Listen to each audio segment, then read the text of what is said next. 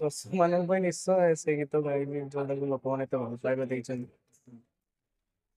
ଥରେ ହାତକୁ ବଢେଇ ମତେ ନେଇରେ କୋଳେଇ ଲୁହ ନାହିଁ କିଛି ମାୟା ସଂସାରେ ଜଗା କାଳିଆରେ ମୋ ଜଗା କାଳିଆରେ କାଳିଆରେ ଜୟ ଜଗନ୍ନାଥ। ନୂଆ ଫିଲ୍ମ ଇଣ୍ଡଷ୍ଟ୍ରିରେ ଲଢ଼େଇ ଆଜ୍ଞା। ଲଢ଼େଇ ତ ସବୁବେଳେ ସମସ୍ତଙ୍କ ଜୀବନରେ ଚାଲି ଆସିଛି।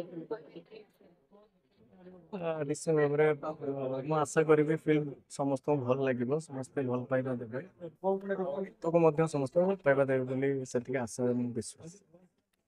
ବହୁତ ଭଜନ ଗାଇଛନ୍ତି ଭଜନ ଗାଉଛନ୍ତି ଭଜନ ଖେଳୁଛି ସକାଳ ପାଇଲେ ଆପଣଙ୍କ ଭଜନ ଶୁଣିବା ପାଇଁ ମିଳୁଛି। ବହୁତ ବହୁତ ଧନ୍ୟବାଦ। ନିଜ କଣ୍ଠ ପାଇଁ କେମିତି କେତେ କିଛି ନାହିଁ ମହାପ୍ରଭୁଙ୍କ ଆଶୀର୍ବାଦ ଏବଂ ଲୋକମାନଙ୍କର ଭଲ ପାଇବା। ଯଦି ଦେଖିବା ସେ ଅସୀମା ପଣ୍ଡା ହୁଅନ୍ତୁ ବିମାନ ସାଗର ହୁଅନ୍ତୁ ବିଷ୍ଣୁ ମୋହନ କବି ହୁଅନ୍ତୁ ସେମାନେ ତ ନା କହିଲେ ସମସ୍ତେ ଜାଣୁଥିଲେ ଆଜ୍ଞା। କିନ୍ତୁ ଆପଣ କିଛି ଗୀତ ଗାଇକି ବହୁତ ହାଇଲାଇଟ୍ ଆପଣଙ୍କୁ।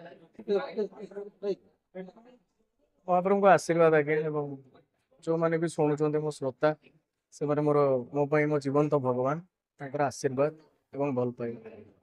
ସ୍ୱର ଯେତେବେଳେ ଗୀତ ଗାଆନ୍ତି ଜଗନ୍ନାଥ ଗୀତ ଗାଇଲେ ପୁରା ସେ ଭାବ ବି ଓଳେଇ ଯାଆନ୍ତି ଏବଂ ସେ ଭିତରେ ଯାଆନ୍ତି ଗୀତ।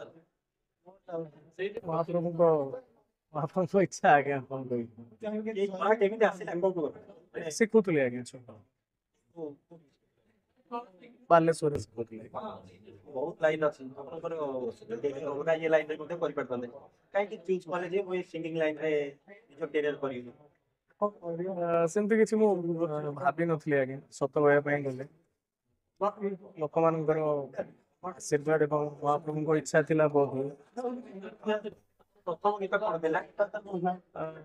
ପ୍ରଥମ ଗୀତ ବୋଧେ ଯେତିକି ମନେ ଅଛି ସ୍ୱପ୍ନ ମୋର ପ୍ରଥମ ଗୀତ, ପ୍ରଥମ ଓରିଜିନାଲ। ଏବଂ ଇଣ୍ଡଷ୍ଟ୍ରି ପାଇଁ ଯଦି ମୋର ପ୍ରଥମ ଗୀତ ମୁଁ କହିବି ତାହେଲେ ସୋମେଶ ଶତପଥୀ ଭାଇଙ୍କର ଗୋଟେ ଗୀତ ମୁଁ ଗାଇଥିଲି ସର୍ଟ ଫିଲ୍ମ, ସେଇଟା ମୋର ପ୍ରଥମ ଗୀତ। ଆଜି ପର୍ଯ୍ୟନ୍ତ ଯେତେ ଗୀତ ଗାଇଛନ୍ତି କୋଉ ଗୀତରେ ଆପଣଙ୍କୁ ପସନ୍ଦ ଲାଗିଛି ସବୁଠୁ? ଅନେକ ଗୀତ ଅଛି ଆଜ୍ଞା, ବହୁତ ଗୀତ ଅଛି। ଆପଣଙ୍କୁ ମନକୁ ଛୁଇଁଛି ଯୋଉ ଗୀତ ଯୋଉଟା କି ଆପଣଙ୍କୁ ମାଇଲେଜ ଦେଇଛି ସେଇଠୁ ଆପଣ ଦି ଧାଡ଼ି ଗାଇବେ। ଲୋକମାନଙ୍କ ଭଲ ପାଇବା ଯଦି